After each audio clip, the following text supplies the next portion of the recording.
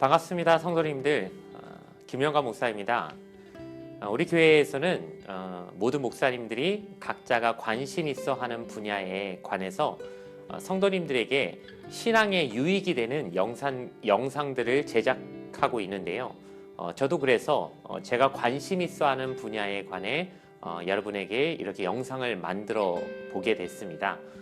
제가 만들 영상의 취지는 우리나라 국민들에게 남녀노소 그리고 지역이나 혹은 이념에 관계없이 모든 사람들이 다 존경할 만한 신앙의 위인들을 살펴보면서 그분들이 그러한 삶을 또 업적을 하게 되신 데에 대한 그분들이 가졌던 그 신앙의 영향력들을 살펴보는 그런 시간을 가지려고 합니다. 그래서 첫 번째로 여러분에게 소개해드릴 인물로서 유관순 열사를 택하게 되었습니다. 유관순 열사하면 우리에게는 사실 유관순 누나라고 하는 이름으로 호칭으로 훨씬 더 익숙한 인물이죠. 왜 유관순 누나일까요?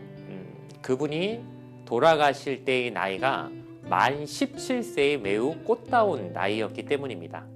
우리나라에서 2009년도에 그 당시 최고 비싼 돈이 10,000원이었는데 그거보다 더 비싼 10만 원권 그리고 5만 원권 지폐를 만들자라고 하면서 여기에 들어갈 역사적 인물들을 조사해보는 과정에서 당시 10만 원권에는 김구 선생님을 넣어야 된다라고 하는 이야기가 있었고 또 5만 원권에는 여성이 들어가야 되는데 누가 좋을까? 유관순 열사를 넣어야 되겠다라고 하는 이야기가 굉장히 많았다고 합니다.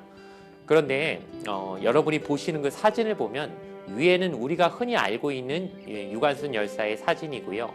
밑에는 현대의 기술로 그 인물이 아마도 이랬을 것이다 라고 하는 추정하는 그런 사진이 복원이 되었는데 비교해보면 아시겠지만 그 우리가 알고 있는 사진은 매우 일제의 그 구타와 고문에 의해서 많이 부어있는 얼굴이었다는 걸 알 수 있습니다.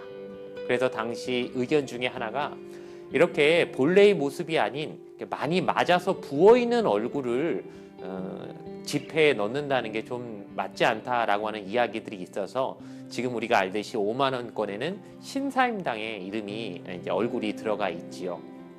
여기서 생각해 볼 수 있는 것은 어떻게 이렇게 꽃다운 나이에 어린 소녀가 이런 심한 구타와 또 험한 일을 당하면서도 나라의 독립을 쟁취하기 위해서 자신의 목숨을 버려야 되는지 우리 그 삶을 돌아보는 것이 후손된 우리의 마땅한 도리겠다라고 하는 생각을 하였습니다. 이제 3.1운동이 103주년이 되었습니다. 이 3.1운동 하면 대표적인 인물로 떠오르는 유관순 열사의 삶과 또 그분이 신앙의 배경이 되었던 그 유관순 열사의 가족들에 관한 그 신앙의 가문이었던 그 일가에 관한 내용을 살펴보려고 하는데 오늘은 첫 번째 시간으로서 3.1운동과 그 3.1운동에 있어서의 기독교의 역할을 살펴보는 시간을 가지겠습니다. 먼저 3.1운동이 일어나게 된 계기를 좀 살펴보자면은 첫 번째로 고종의 독살설을 들 수 있습니다. 고종 황제가 1919년 1월 21일에 사망했는데요. 그 전날까지도 굉장히 저녁을 잘 먹고 편안한 상태에서 잠이 들었던 고종 황제가 다음날 죽은 상태로 발견됐을 때 그 시체를 염하던 사람들이 시신의 상태가 마치 독을 먹은 것처럼 색깔도 변해 있었고 매우 빠른 부패가 일어났으며 많이 부어 있었다라고 하는 식의 그런 증언들이 나오기 시작하면서 사람들이 고종을 일본이 독살한 것이 아닌가라는 의심을 품게 됐고 이것이 백성들의 불만으로 나타나기 시작했습니다. 이로 인해 고종 황제의 장례식으로 예정된 3월 3일 이전에 우리가 독립만세 운동을 일으키자라고 하는 이야기가 나왔고 그런데 3월 3일 하루 앞인 3월 2일은 주일이었습니다. 그래서 기독교인들의 많은 참여가 있어야 될 것인데 이날은 부적합하다라고 하면서 그럼 그 하루 더 전인 3월 1일 날 만세 운동을 일으키자라고 해서 우리가 알고 있는 3.1 만세 운동의 날짜가 정해지게 되었습니다. 또한 국제적인 관계에서의 영향으로는 민족 자결주의와 2.8 독립선언을 말할 수 있습니다. 1차 세계대전이 끝나면서 파리에서 평화회의가 열렸는데 이 자리에서 당시 미국 대통령이었던 윌슨 대통령이 어느 민족의 운명은 그 민족 스스로 결정하게 해야 된다라고 하는 민족 자결주의를 말하였습니다. 이 얘기를 들은 많은 식민지의 나라들은 독립할 수 있다고 하는 희망을 품게 되었는데요.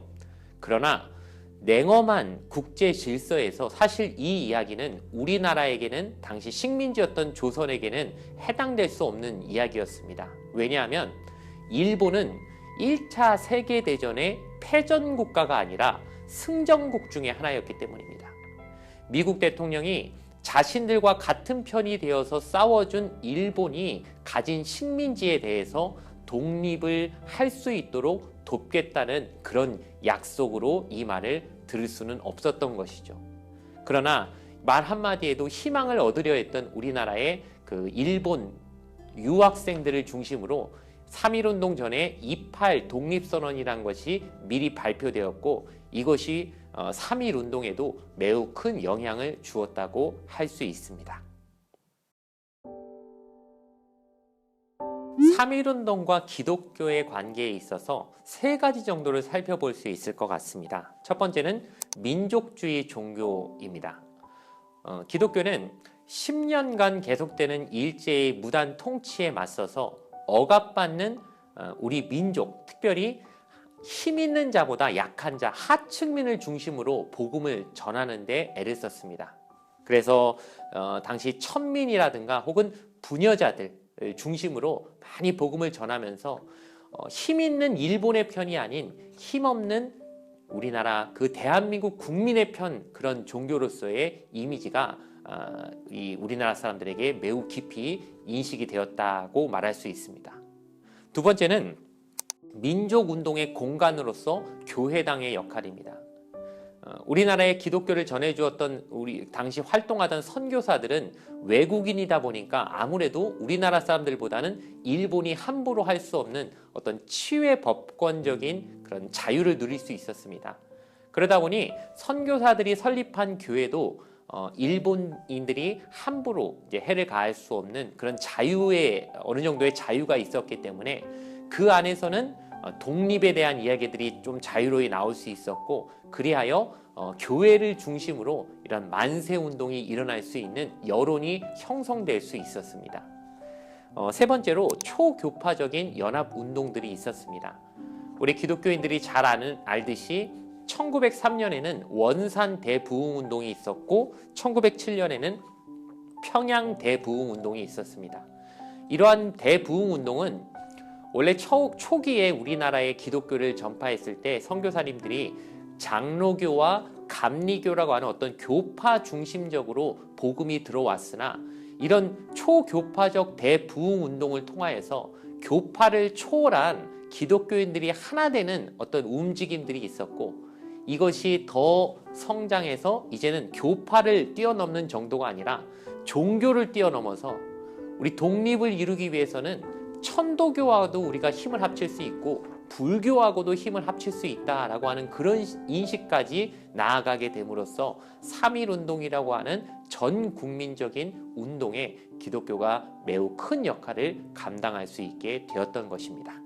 그러면 3.1 독립 만세 운동에 있어서 그 과정들을 살펴보면 첫 번째로 생각해 볼 것은 천도교와 기독교의 합작품이었다는 것입니다. 당시 천도교는 자신들이 말하기를 당시 교세가 약 300만 명이나 된다고 하는 매우 많은 사람들이 믿는 종교였다고 합니다. 그에 반해 기독교는 당시 통계로 봤을 때 약 25만 명, 당시 우리나라 인구의 약 1.5%도 되지 않는 소수의 종교였습니다.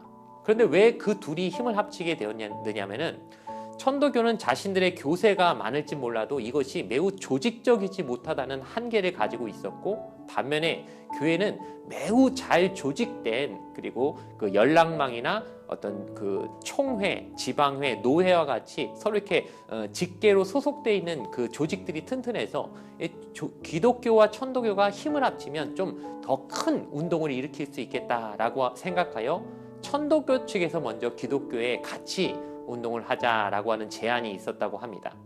그런데 당시 기독교는 기독교 독자적으로 나름의 어떤 운동을 준비하고 있었는데 이 제안을 받아들이면서 물론 안에서는 많은 논쟁들이 있었지만 그래도 큰 틀에서 우리가 한 민족이 우리나라의 독립을 위해서는 힘을 합쳐야 되지 않겠느냐라고 하는 이야기가 줄을 이루게 되어서 천도교와 기독교 중심의 어떤 3.1 독립운동이 계획이 되게 되었습니다.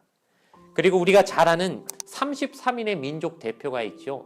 여기에도 역시 천도교가 15명, 기독교도 이제 16명, 그러니까 서로 반반 정도가 들어가게 되었는데 그렇다고 다른 종교가 전혀 들어오지 않는 것은 되지 않겠다 하여 이제 마지막쯤에 불교 쪽에서 한용운과 그리고 한 명 더 이렇게 2명이 더 들어오면서 이렇게 33인의 민족 대표가 구성이 되는 이 과정 역시 천도교와 기독교의 이런 합작을 통해서 이 일이 이루어지게 된 것을 보여주고 있습니다.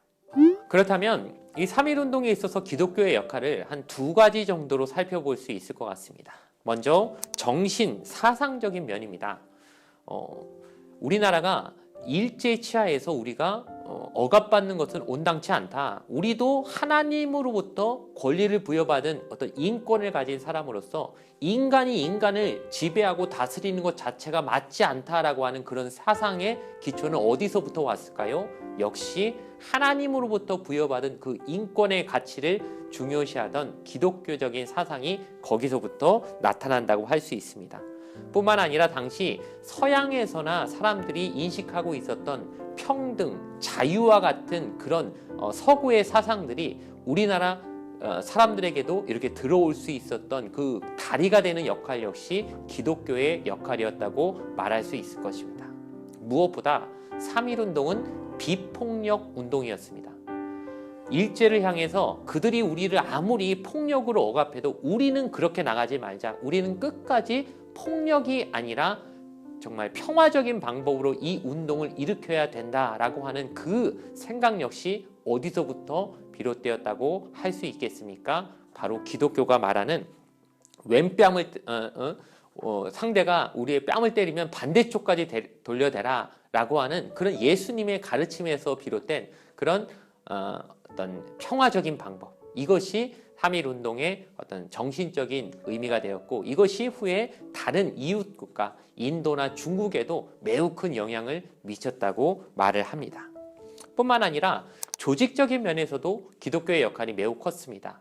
당시 기독교는 매우 잘 짜여진 조직 체계로 되어 있었기 때문에 위에 총회가 있으면 밑에 그 총회에서 내려오는 그 지방회나 노회 같은 그런 조직으로 전국적인 어떤 연락망들이 다 조직이 되어 있었기 때문에 교회당에서 서로 그 운동, 만세 운동이 대부분 그 교회당을 중심으로 연결이 되었고 서울과 평양 등에서 시작되었지만 전국적으로 계속 오랜 기간 이 운동이 연속적으로 지속적으로 발생할 수 있었던 것은 그 소식들이 교회와 교회를 통해서 이 조직적으로 전파되고 전달이 되었기 때문에 이 운동이 전국적인 운동이 되게 된 데는 역시 기독교의 역할이 매우 컸다고 말할 수 있습니다.